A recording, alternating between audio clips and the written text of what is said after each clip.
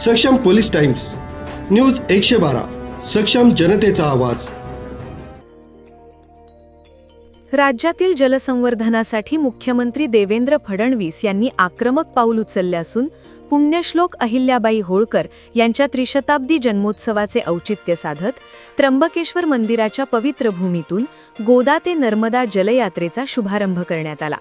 यावेळी बोलताना मुख्यमंत्री देवेंद्र फडणवीस यांनी स्पष्ट शब्दांत इशारा दिला की गोदावरी नदी निर्मळ आणि अविरळ ठेवण्यासाठी शासन आता ॲक्शन मोडमध्ये आहे.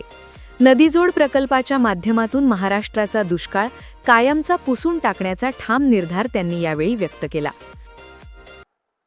गोदा ते नर्मदा या यात्रेचं आयोजन केलं आणि आज त्र्यंबकेश्वर मध्ये गोदेचं पूजन करून आई गोदावरीला नमन करून आणि त्र्यंबकेश्वरचे राजा त्र्यंबकेश्वर महादेव यांना नतमस्तक होऊन इथनं या यात्रेची सुरुवात होतीये. आणि दुसरीकडे पुण्यश्लोक अहिल्यादेवींच्या गावामध्ये चौंडीमध्ये त्या ठिकाणी यात्रेची दुसरी जी काही तुकडी आहे त्यांनी त्या ठिकाणी सुरुवात केली आहे आणि आता ही यात्रा पुढे माहेश्वर पर्यंत वेगवेगळ्या भागातनं जाणार आहे. खरं म्हणजे आपले माननीय मोदीजी हे नेहमी सांगतात, विरासत भी और विकास भी, वारशाचं संवर्धन आणि विकास या दोन्ही गोष्टी करणं हे गरजेचं आहे.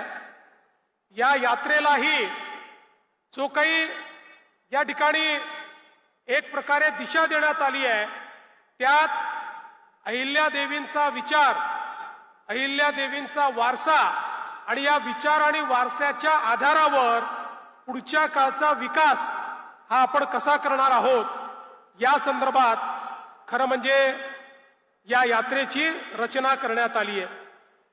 आपल्या सगळ्यांना माहिती आहे या देशामध्ये ज्या शासकांचा विचार उत्तम शासक म्हणून केला जातो त्यांच्यामध्ये जसं आपण सर्वात पहिल्यांदा छत्रपती शिवरायांचं नाव घेतो तसंच या देशामध्ये उत्तम शासक म्हणून जर कोणाचं नाव घेता येईल तर त्या पुण्यश्लोक अहिल्यादेवी होळकर होत्या.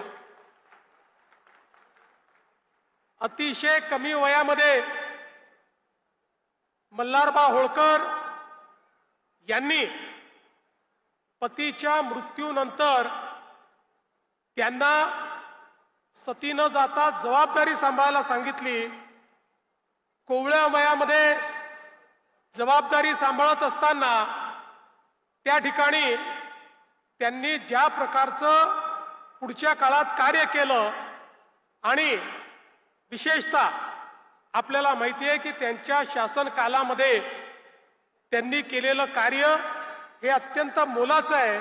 कारण मोगलाच्या आक्रमणातनी आमच्या हिंदू धर्माची जी मानकं होती ते त्र्यंबकेश्वर असो की त्या ठिकाणी सोमनाथ असो, ते रामेश्वर असो की काशी विश्वनाथ असो, प्रत्येक मंदिर तोडण्याचं काम, प्रत्येक आराध्य दैवताला खंडित करण्याचं काम हे मुघलांनी केलं.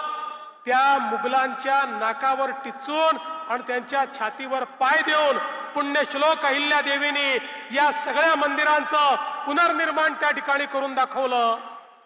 आणि एवढंच नाही तर मंदिर असतील, घाट असतील, बारव असतील, या सगळ्याचा निर्माण करताना त्याच्या मागे आध्यात्मिक भाव तर होताच, पण मगाशी जसं युवराजांनी सांगितलं की या ठिकाणी जलसंधारण कुठल्याही भागात दुष्काळ पडू नये या दृष्टीनं त्यांनी केलेलं कार्य, आजही त्यांनी तयार केलेले बारव हे अतिशय उत्तम आणि सुस्थितीत आहे आणि त्याचं संवर्धन करण्याचा निर्णय हा महाराष्ट्र सरकारने घेतलेला आहे.